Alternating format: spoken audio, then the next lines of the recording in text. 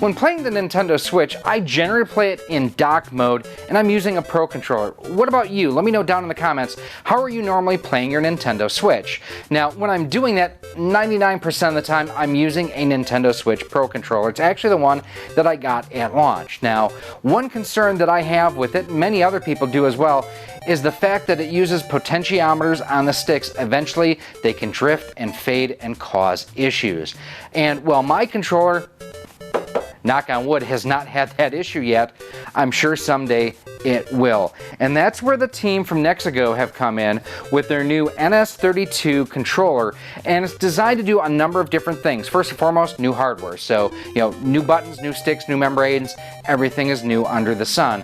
But in addition to that, this has Hall effect sensors in it. What does that mean? That's basically something that it replaces a potentiometer with a more accurate sort of device to measure inputs, and it doesn't have the mechanical pieces that can wear out like on a traditional Joy-Con or Pro Controller. So we're going to go ahead, we're going to unbox this, see how it comes out of the box, see how easy it is to pair. Let's get some gameplay. Let's get started. So one thing of note on the NS32 controller is they actually have a couple of different designs and styles depending on what you're looking for. They sent me the A2-H, which I appreciate because looking at the other styles, maybe the A4 with the astronaut I kind of like, but the rest of them, not really my speed. So it does have a very similar look and layout to a Switch Pro controller. You do have LED rings around here and here that will light up. I believe the buttons are probably backlit as well. USB-C for power, I love that. There is your pairing button. ZL, ZR triggers, these are all digital triggers. You do have your player indicator lights right there. A turbo button back here for programming turbo in, along with a reset button as well for you to go ahead and reset any macros or turbos or things like that that you have set. I will say, very comfortable in the hands. I didn't know what to expect. One of the reasons why this is out of the box, you didn't see me pull it from the box, I've actually been using this for about a week and a half, 2 weeks now, just to kind of put it through its paces, and spoiler alert, it's pretty good. Let's take a look here real quick. It does come with a USB Type-C cable. It's about 4.5 feet long. I generally don't use these just because I have so many. I keep these as backups, and when I need one, I know where I can get one. Taking a look at the user manual here, welcomes you to everything, walks you through all the button layouts and such. Now taking a look here, it is a 600 milliamp battery, charge voltage, DC 5 volts, cell phone charger will work just time, and then it will run you for about 6 hours. And you can use this in a wired mode too, so if you have it connected to your Switch dock, you can go ahead and do so. Now you can also change the RGB light settings as well. To change the RGB light color, press the turbo button and click L3 or R3 at the same time. There are 7 different color modes, which we'll show you here. And then if you press the turbo button and hold the L3 or R3 key, you can increase or decrease the brightness of those going through a cycle. And then if you press and hold the turbo button and double click L3 or R3 at the same time, you can change the light mode. Lots of different light settings here. Walks you through wireless connection for Switch and or Android, so it will work with Android. Talks to you too about pairing and whatnot. If you ever have any issues pairing a wireless controller to your Switch, I will have a video linked in the upper right hand corner. There's some very simple things you need to go through. You need to go through and make sure that you do have the Pro Controller wireless communication turned on. Above and beyond that, walks you through your disconnection. One of the things I do want to test and see is if this will wake your Switch from sleep. So I don't remember if I've still got power in this. Oh, there we go. We are cycling. So you can kind of see the lights going around the sticks here. We'll show you more when we actually go ahead and get to some gameplay. So we've got everything all charged up here on the Nexigo controller, and I've got just a Joy-Con here. We're going to go down into the controller settings, and we are going to go ahead and change grip order. Hold down the pairing button. Now, to go ahead and change the different colors on here, like I mentioned, you just hold down turbo and press L2, or press in the left stick or the right stick. There we go. All right, so let's see what we have here.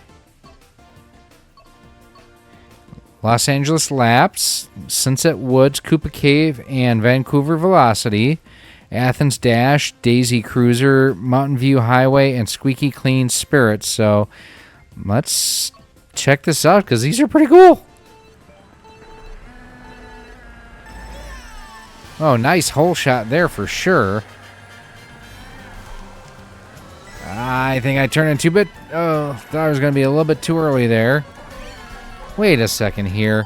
Someone's been playing on my profile. We need smart steering off and auto accelerate off.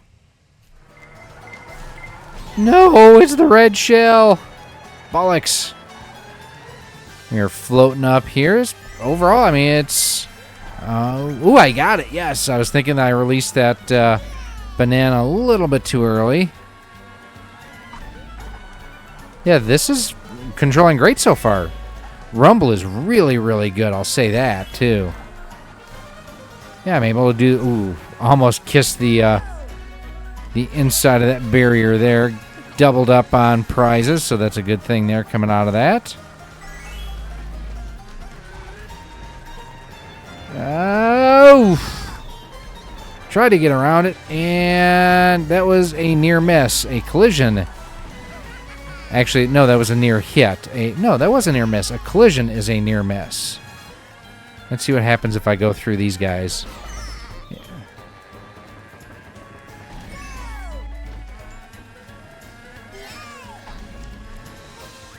Yeah, that felt great. That played great.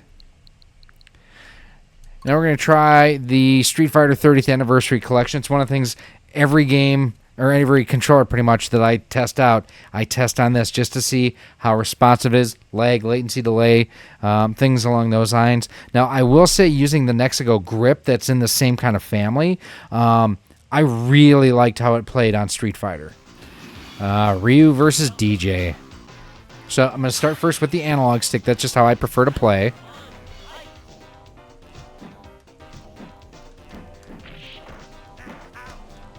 Wow, DJ is kicking my rear end. He got a perfect on me. Holy crap. So now using the D-pad, I was able to pull that off and... Wow. He kicked my ass. Let's quit game. Yes. Let's go back to Street Fighter 2, the new challengers, see if that's any better for me. And it's a rematch. Got him.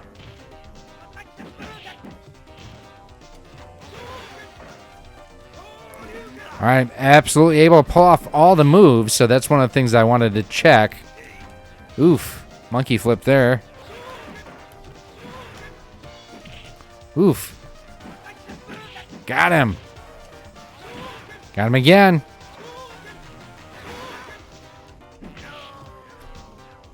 All right, a little bit of redemption there.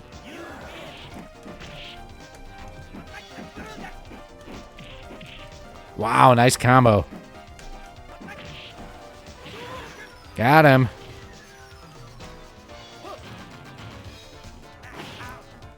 We hit each other at the same time with those. All right, awesome. Managed to fight back in that second round. Now we are going to dive into some Yeah Beavis 2. And we're going to try up, up, down, down, left, right, BA start. So I can play as John Riggs, Michelle Riggs, and a two-player game. I'm going to play as Michelle. There we go. And for this, I'm actually using the D-pad.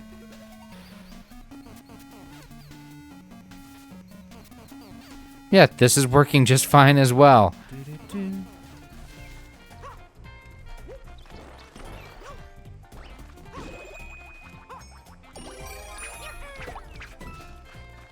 It's the cat suit. He got the cat suit. It's so cute.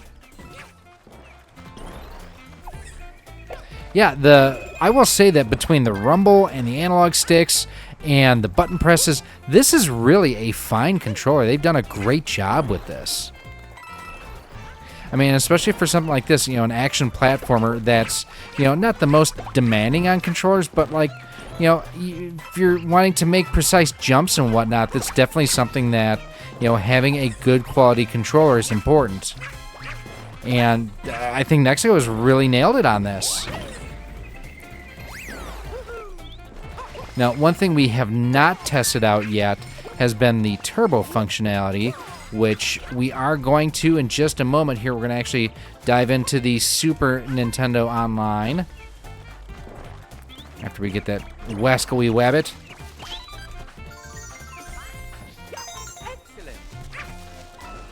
So that's perfect there. So we're going to dive in, like I say, just to the Super NES Online. I normally use Star Fox for this. We're going to continue with Star Fox. Actually, you know what we're going to do? We're going to go into the NES. We're going to use Gradius. And we're going to cheat. So we're going to do pause, up, up, down, down, left, right, B, A. There's that. Turbo and B. And turbo and B. So now it should be automatically firing for us. Nope, I needed A, not B. So I'm going to pause, turbo and B. We turn that off. Turbo and A, turbo and A. There we go. Now we're automatically firing.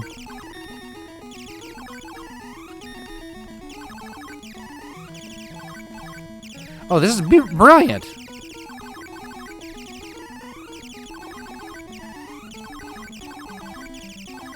We'll see here. Hopefully in a moment we'll get the laser.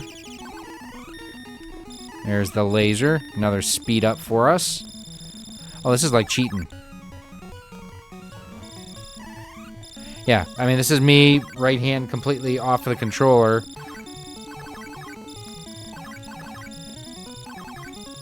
Ooh, needed to make sure I did not fly into the back of that thing. Oh, just a little bit too low. Well, that definitely sucks. So what do I think of this overall? I'm digging it very much so. I think the between the D-pad and the Hall effect sensors and whatnot, this is a very, very good controller. The turbo, as you can see here, working terrifically. As I flew right into that. Definitely need to play more and talk less, I guess, would be kind of my takeaway here. But no, I mean, the D-pad feels... Okay, he flew right through my shot.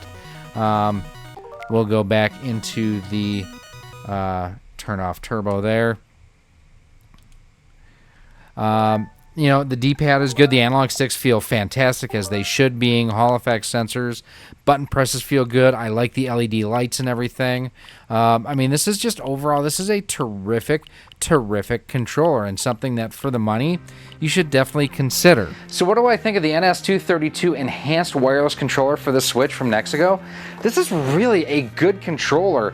It has great features on it, smooth analog sticks, which you would expect being Hall effect sensors, good button presses, it's got the LEDs on there, great battery life, easy to pair. There's a lot to like about this. I do wish it was a little bit less expensive, but for what it does, this is not a bad value. Now, if you're in addition not just looking for a Pro controller but a grip, they have their grip as well that's kind of in the same family of controllers. Also has Hall effect sensors on it too. I will have a review of this on the channel probably by the time you see this one here. So overall, very, very nice. I do want to thank Nexigo for sending us one of these to check out. Now, they're not checking out this content before it goes live. These are all of our own thoughts. Now, if you do want to pick one of these up, I will have a link down below in a pinned comment where you can go ahead and order one through our Amazon affiliate link. Now, the nice thing about that is it does actually help support the channel. Unfortunately, I don't have any discounts or anything with that I could pass on. I wish I kind of did. But this is something for the Nintendo Switch. If you are looking for another option for a Pro controller, it's a good one to consider. And again, those Hall effect sensors on the analog sticks, you're not going to have to worry about controller drift. Now, if you do want to check out some of the other videos that we've done covering Nexigo products, I'll have those linked for you right here on screen. They have other grips, other controllers, and a whole lot more.